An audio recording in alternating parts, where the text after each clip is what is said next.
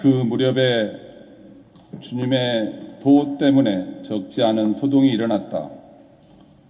데모드리오라는 하는 은장이가 은으로 아데메오 여신의 모형 신전들을 만들어서 직공들에게 적지 않은 돈벌이를 시켜주었다. 이것은 주님의 말씀입니다. 안녕하십니까. 3주 동안의 긴 외유를 마치고 돌아왔습니다. 그동안 교회를 든든히 지켜주신 모든 교육 교우님들 그리고 임원들 그리고 목사님들에게 감사를 드립니다. 교우님들의 기도 덕분에 한국에서의 2번의 집회 그리고 LA에서의 한인총회를 잘 마치고 돌아왔습니다. 미국에 체류하는 시간이 길어지면서 생겨난 변화 중 하나는 한국을 방문하게 되면 관찰자의 눈으로 보고 듣게 되는 것입니다. 특별히 교회 혹은 신앙인들의 언행에 대해서 주의 깊게 보고 생각하게 됩니다. 이번 방문 중에도 사람들이 많이 모이는 곳을 몇 군데 지나게 되었습니다. 어느 토요일에는 광화문 근처를 지나게 되었는데요. 광장 쪽에서 어떤 사람이 확성기로 발악하는 듯한 그런 연설을 했습니다. 알고 보니 기독교인들이 중심이 된 정치 집회였습니다. 지나가는 시민들은 시끄러운 연설과 극단적인 구호 제창에 짜증이 나서 인상을 쓰고 지나갔습니다. KTX를 타기 위해서 서울역을 이용한 적도 있었습니다. 서울역 대합실은 이른 아침부터 늦은 저녁까지 여행객으로 붐볐습니다. 얼마나 많은 사람들이 모여서 얼마나 또 빨리 움직이는지 정신을 바짝 차리지 않으면 내 갈 길을 갈 수 없을 만큼 그렇게 붐볐습니다.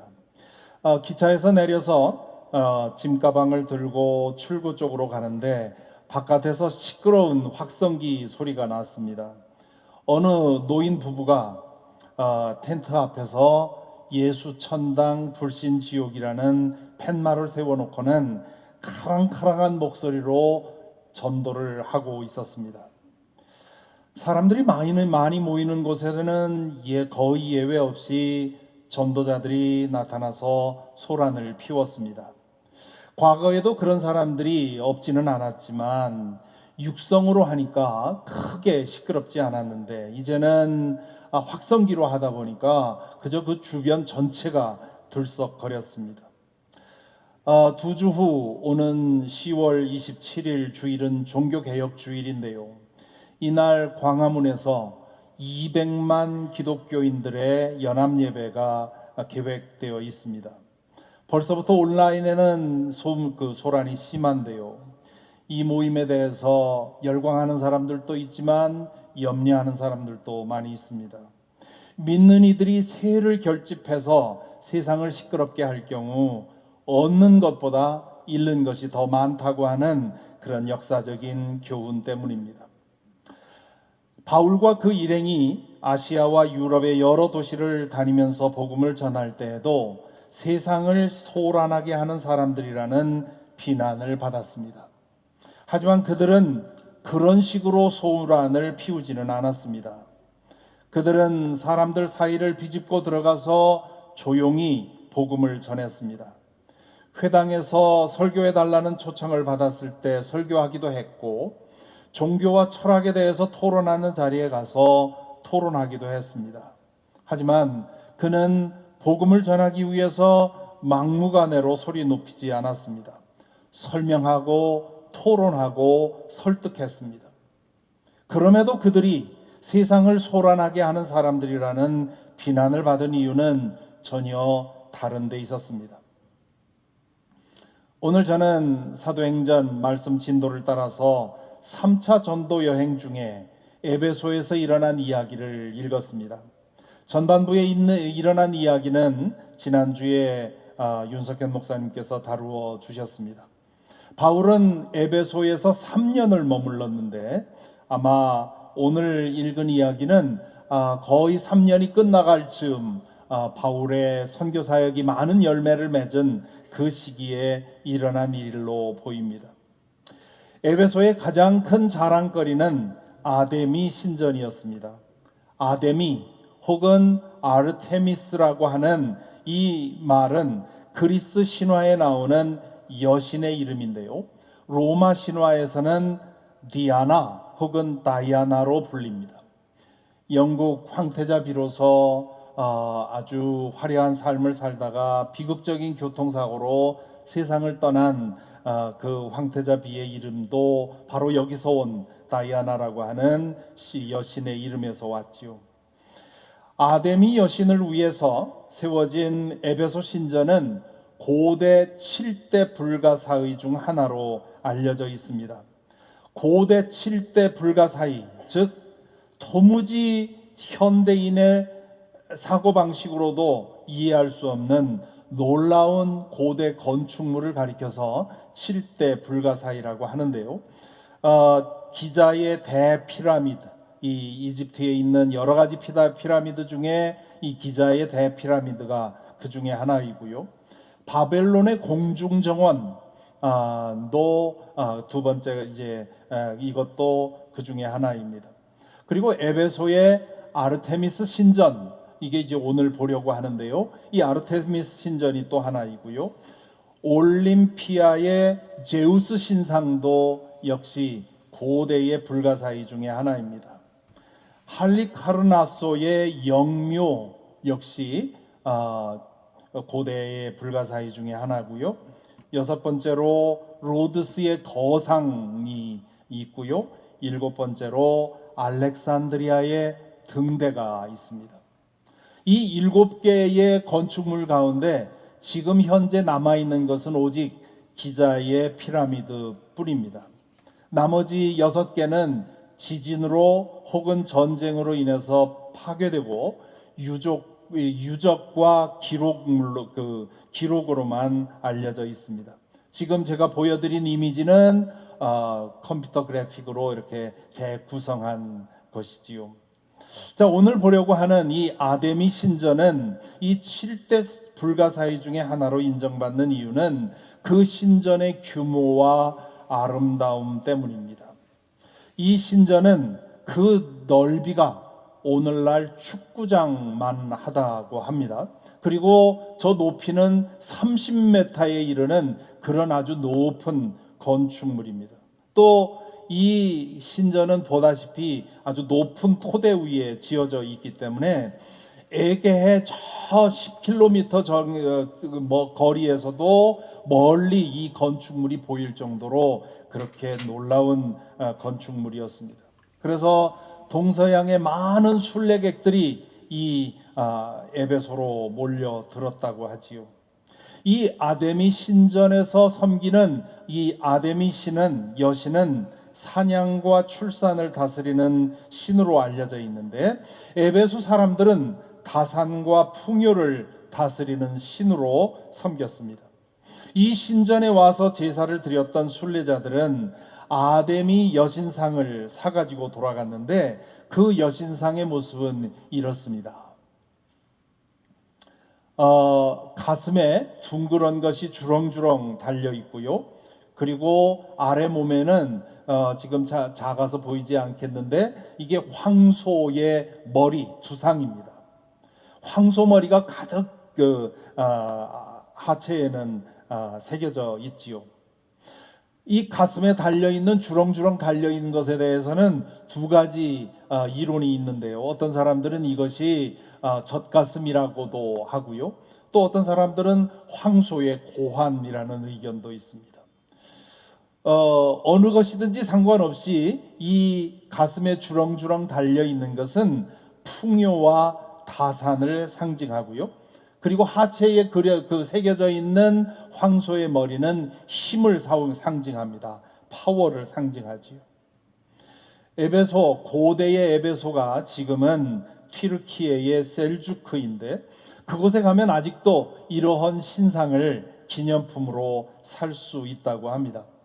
아마 여러분 중에도 그 여행을 가셨다가 이 신상을 사다가 집에 놓고 있는 분들이 계실지도 모르겠습니다. 그 지역 사람들, 튀르키예 주변에 사는 사람들은 지금도 이 신상을 집안에 두고 섬기는 사람들이 있을 것입니다. 에베소에서 바울은 괄목할 만한 그런 선도의 결실을 보았던 것 같습니다. 누가는 예수의 이름으로 귀신을 내어 쫓으려 하다가 봉변당한 이야기와 회심한 마술사들이 마술 서적을 불사른 그런 이야기를 전하면서 17절에 이렇게 써놓았습니다. 이 일이 에베소에 사는 모든 유대 사람과 그리스 사람들에게 알려지니 그들은 모두 두려워하고 주 예수의 이름을 찬양하였다. 그리고 20절에 보면 이렇게도 되어 있죠. 이렇게 하여 주의 말씀이 능력 있게 퍼져나가고 점점 힘을 떨쳤다. 오늘 우리가 읽은 본문의 이야기는 에베소와 그 주변 도시에 믿는 사람들이 그래도 꽤 불어났을 때 그 이후의 이야기였던 것으로 보입니다. 오늘 이야기의 주인공은 데메드리오라는 사람입니다. 그는 금이나 은 혹은 굴이나 돌로 신상을 만들어 판매하던 사람입니다. 그는 직원을 데리고 신상을 대량으로 생산하던 사업가였을 것입니다. 신상을 만들어 파는 사업가들의 조합장이었을지도 모릅니다. 그가 수하에 있던 동업자들을 모아놓고 이렇게 말하지요. 그런데 여러분이 보고 듣는 대로 바울이라는 이 사람이 에베소에서뿐만 아니라 거의 온 아시아에 걸쳐서 사람의 손으로 만든 신은 신이 아니라고 말하면서 많은 사람을 설득해서 마음을 돌려놓았습니다. 그러니 우리의 이 사업이 명성을 잃을 위험이 있을 뿐만 아니라 위대한 아데미 여신의 신전도 무시당하고 또 나아가서는 온 아시아와 온 세계가 숭배하는 이 여신의 위신이 땅에 떨어지고 말 위험이 있습니다. 데메드리오가 여기서 하는 말에는 상당한 과장이 있습니다. 바울 사도가 거의 온 아시아에 걸쳐서 많은 사람을 설득해서 마음을 돌려놓았습니다. 라는 말이 그렇습니다. 바울의 전도 활동이 큰 열매를 맺은 것은 사실이지만 이렇게 호들갑을 떨 정도로 어마어마한 것은 아니었습니다. 원래 사람을 선동하려는 사람들은 작은 문제도 크게 불리는 경향이 있지요. 데메드리오가 사업가들과 직원들을 불러 모아서 이렇게 선동한 이유는 이 믿는 사람들이 앞으로 더 많아지게 되면 자신들의 사업에 위협이 될 것이라고 생각했기 때문입니다. 이 데메드리오는 사업가적인 촉이 매우 발달했던 사람인 것을 알 수 있습니다. 다른 사람들은 그냥 무시하고 넘어갔는데 데메드리오는 이 바울의 선교 현상을 보고는 그 파급 효과를 예상했던 것이지요. 그는 이 화근을 뿌리채 뽑아버려야 되겠다고 생각을 했던 것입니다. 데메드리오의 말에 자극된 사업가들은 격분해서 바울과 같이 있었던 가이오와 아리스타고를 붙잡아 원형 경기장 안으로 끌고 들어갑니다. 원형 경기장은 아마 그 방문해 보신 분들은 다 아실 텐데요. 저 끝에서 하는 말도 다 들릴 만큼 이 자연 음향이 기가 막히게 되어 있습니다. 군중은 그 원형 극장에 모여서 데메드리오와 가이오를 앞에 세워놓고 이제 소동을 벌입니다. 오늘 누가가 한 그 기록에 보면 그 중에 온 사람들 가운데 많은 사람들은 도대체 무엇 때문에 왔는지도 모른다고 얘기를 합니다. 한참 혼란이 지난 후에 그 중에 어떤 사람이 에베소의 여신 아데미는 위대하다 그렇게 소리를 지르니까 군중이 그 구호를 따라 외칩니다. 그리고 그 구호를 무려 2시간 동안이나 계속해서 그 구호를 외쳤다는 겁니다. 그 광경을 상상해 보시기 바랍니다. 무리 앞에 붙들려 있던 가이오와 아리스타고는 아마 죽을 것 같은 두려움에 사로잡혔을 것입니다. 그들은 무엇에 사로잡힌 것처럼 흥분해서 에베소의 여신 아데미는 위대하다, 에베소의 여신 아데미는 위대하다고 구호를 외쳤습니다. 사실 그것은 아데미 여신을 향한 찬양은 아니었습니다. 자신들의 기득권을 빼앗길 수 없다고 하는 그런 외침이었죠. 이렇게 보면 정작 세상을 소란하게 한 사람들은 바울과 그 일행이 아니라 에베소 사람들이었습니다. 아데미 여신을 섬기는 사람들이었죠. 믿는 사람들이 세상을 소란하게 하는 방법은 여러 가지가 있습니다. 우리는 과거에 사이비 종교 집단이 크고 작은 사회적 혼란을 일으키는 일들을 보아왔습니다. 그것은 부끄러운 소란이지요. 그런 소란은 정통교회 안에서도 자주 일어납니다. 지금 한국에서는 어느 교단의 총회장의 스캔들로 인해서 아주 시끄럽습니다. 교회의 대형 비리가 터지거나 신앙인으로 알려진 유명인이 스캔들을 일으키면 세상이 시끄럽습니다. 일방적이고 전투적인 열정으로 전도하려 할 때 세상은 소란해집니다. 믿는 이들이 세를 결집해서 세상을 뒤집으려고 하면 그때도 역시 그렇습니다. 이 모든 소란은 일어나지 말아야 할 소란입니다. 이런 소란이 일어날 때마다 구원의 복음은 조롱당하고 우리가 사랑하는 주님은 모욕당하십니다. 바울과 그 일행이 아시아와 마케도니아의 여러 도시들을 다니면서 세상을 소란하게 한 것은 그것과는 전혀 다른 방법이었습니다. 예수 그리스도를 믿어 새 사람으로 거듭나 과거에 즐기던 악행들을 청산하고 새로운 삶의 방식으로 살아가는 그런 것을 통해서 일어난 소란이었습니다. 복음의 능력으로 일어나는 변화는 조용히 아래로부터 내면으로부터 세상을 흔들어 놓게 되어 있습니다. 그렇기 때문에 그 수가 많지 않아도 분명하게 변화받은 그리스도인들은 세상을 달라지게 만듭니다. 가끔 제가 동네를 걷다가 발길이 사로잡히는 순간이 있습니다. 하룻밤 사이에 잔디밭에 하얀 버섯이 풍선처럼 혹은 골프공처럼 돋아난 것을 볼 때의 일입니다. 버섯의 포자가 잔디밭에 숨어 있다가 기후 조건이 맞으면 단 몇 시간 만에, 하룻밤 만에 그렇게 기가 막힌 모습으로 버섯이 피어납니다. 얼마나 탐스러운지 따서 먹고 싶을 심정이 그럴 정도입니다. 그거 먹었다간 죽지요. 버섯은 오래도록 자란 것은 우리 이 사람에게 도움이 되지만 그렇게 순간적으로 자라나서 우리의 눈을 매료시키는 그런 버섯들 속에는 늘 독이 들어 있습니다. 그런데 그 광경이 얼마나 신기한지 모릅니다. 버섯 서너 송이만 피어 있어도 잔디밭의 광경이 달라지는 겁니다. 그것이 복음이 세상을 소란하게 만드는 방법입니다. 복음은 버섯의 포자처럼 구체적인 말과 행동으로 드러나기 전까지는 아무도 알아보지 못합니다. 예수님은 그것을 누룩에 비유하셨지요.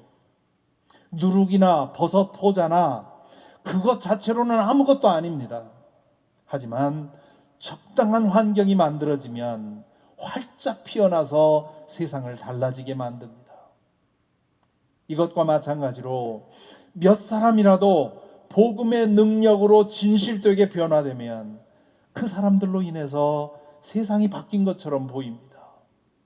에베소에서의 3년의 전도 활동을 통해서 얻은 신도들의 수는 통계로 치면 통계 수치에 들어가지도 못했을 것입니다. 그럼에도 데메드리오에게는 그 소수의 그리스도인들이 위협으로 보였던 것입니다.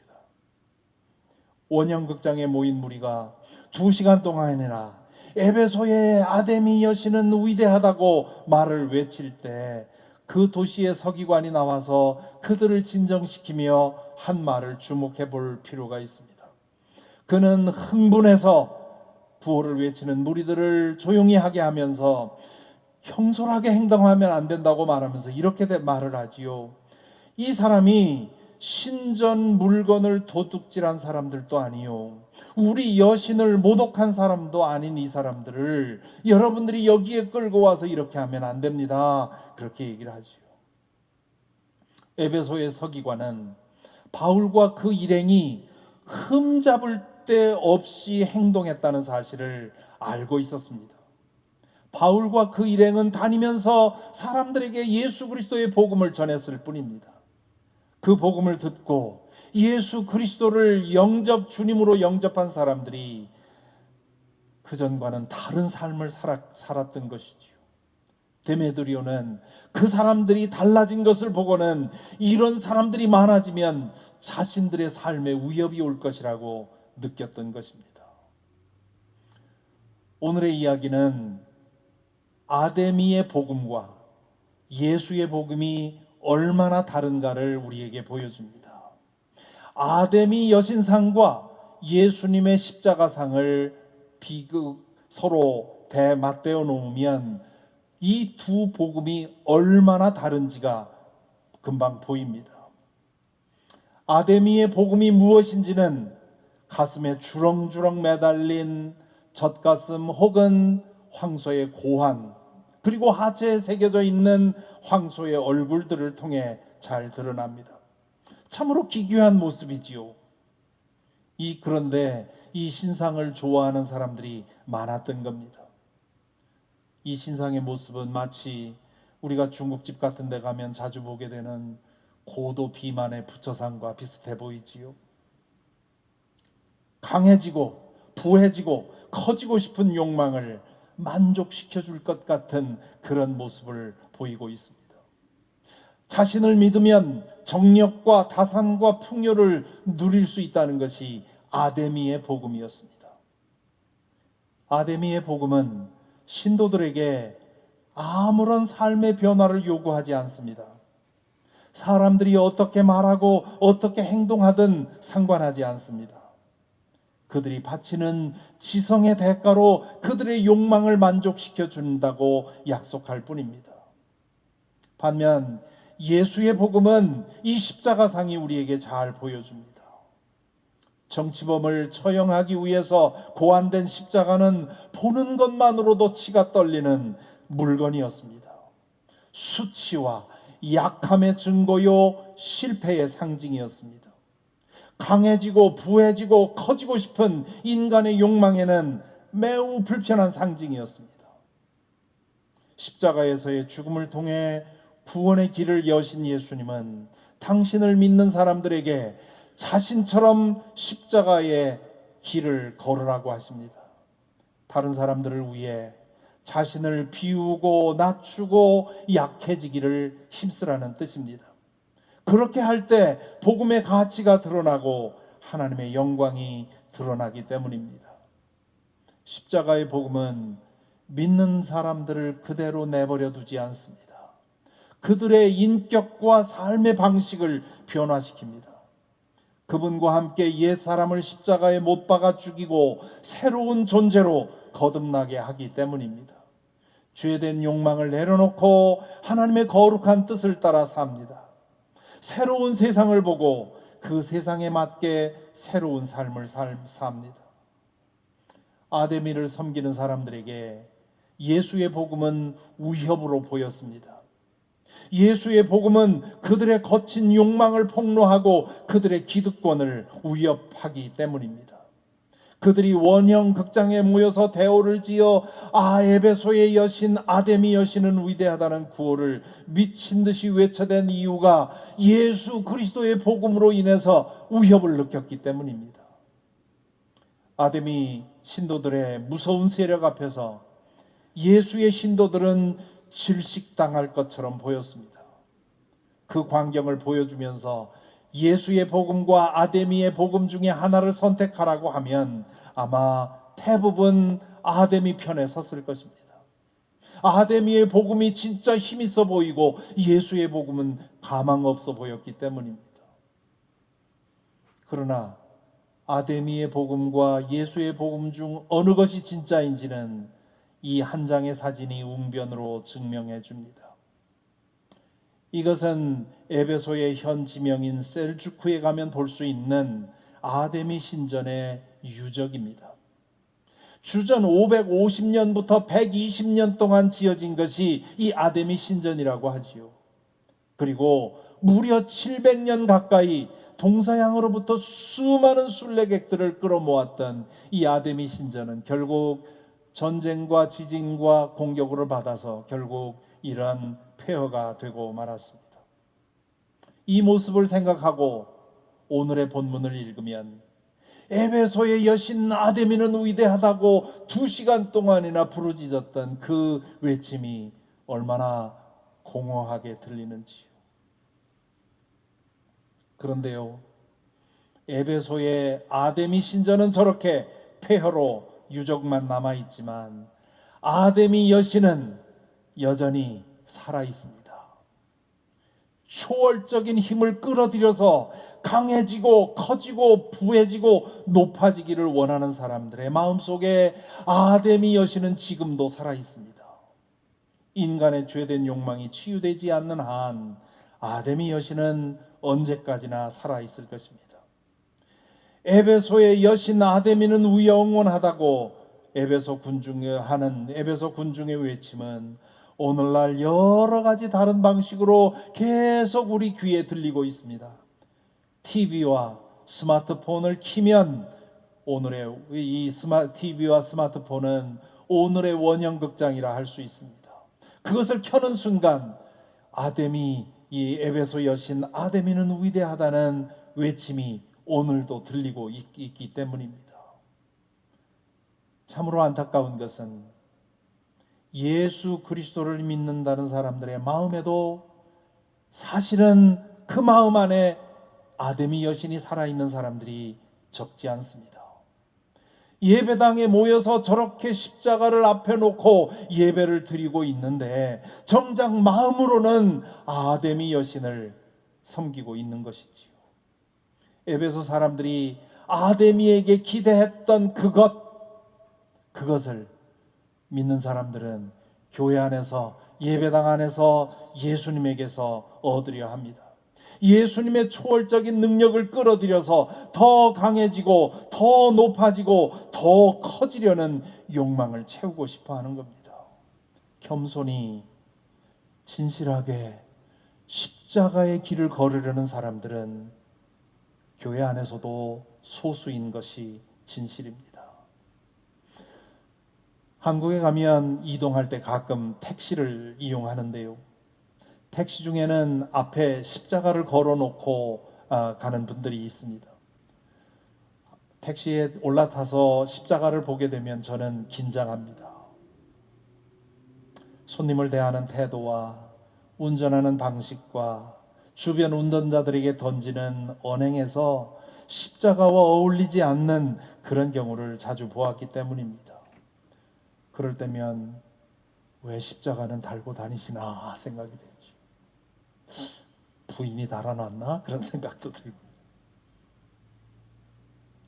사고 나지 않고 진상 손님 만나지 않게 되기를 바라고 십자가를 걸어 놓은 것이라면 십자가를 부적으로 삼은 겁니다. 그게 맞는다면 그분은 십자가를 걸어 놓고 실은 아데미 신을 섬기고 있는 것이지요. 이제 눈길을 돌려 우리 자신을 돌아보십시다. 여러분은 어떤 신을 섬기고 있습니까? 여러분 마음속에 예수 그리스도의 십자가 신상이 있습니까? 아니면 아데미 신상이 있습니까? 십자가를 통해 구원받았으니 나도 이제 예수님처럼 낮아지고 비워지고 그리해서 섬기는 십자가의 길을 가겠다는 거룩한 열심이, 그런 진심이 예배 드릴 때마다, 기도할 때마다 우리 마음속에 있습니까? 매일 그렇게 살기를 힘쓰고 있습니까? 믿음이 좋다는 사람들이 과도한 열심으로 말하고 행동하여 자주 세상을 시끄럽게 하는 이 시대에 예수 그리스도를 진실하게 사랑하고 그분의 십자가의 비밀을 참되게 아는 사람이라면 자세를 낮추고 작은 목소리로 말하고 행동하여 십자가의 도를 따라 살기를 힘써야 할 것입니다. 정말 영원한 것은 아데미 여신이 아니라 예수 그리스도의 십자가이기 때문입니다. LA 비행장에서 탑승 시간을 기다리며 오늘의 이 말씀을 묵상하는데 제 마음에 떠오르는 생각이 있어서 메모장에 이렇게 적었습니다. 세상을 바꾸고 싶은가? 광장으로 가지 말고 산속으로 들어가라. 중심으로 가지 말고 변두리로 나아가라. 모이지 말고 흩어지라. 소리치지 말고 신음하라. 주먹 쥐지 말고 손을 펴라. 일어서지 말고 엎드려라. 죽이려 하지 말고 죽어라. 사랑하는 교우 여러분, 지금은 그 어느 때보다도 신실한 믿음의 사람들이 필요한 시대입니다. 신실한 믿음의 사람이란 예수님이 말씀하신 대로 자신을 비우고 낮추어 십자가를 지는 것입니다. 바울 사도의 말대로 부활의 능력을 깨달아 예수 그리스도의 고난에 동참하여 그분의 죽으심을 본받는 것입니다. 부디 저와 여러분, 우리 모두가 신실하게 십자가를 짊어지고 우리를 통해 오직 하나님의 영광만이 드러날 수 있도록 살아가게 되기를 간절히 기원합니다. 기도하겠습니다. 이제 잠시 묵상으로 기도하겠습니다. 정직하게 진실하게 우리의 마음을 살펴보십시다. 우리 마음 속에 아데미 여신상이 있는 것은 아닙니까? 예수 그리스도의 십자가가 우리 마음에 정말 있습니까? 그리고 매일매일 우리의 오직 한 가지 열심이 십자가의 길을 따라 살려는 그런 돈독한 마음이 우리에게 있습니까? 우리 교회를 위해 기도하십시다. 이 땅에 있는 모든 교회들을 위해 기도하십시다. 예수라고 말하고 아데미를 선전하는 오류를 범하지 않기를, 십자가를 부적으로 만들지 않기를, 십자가의 복음이 온전히 선포되고 십자가를 따라 사는 삶이 더 선명해지도록, 자신을 십자가에 온전히 죽이도록, 오직 십자가만을 자랑하는 교회가 되도록 이 시간 잠시 기도하겠습니다.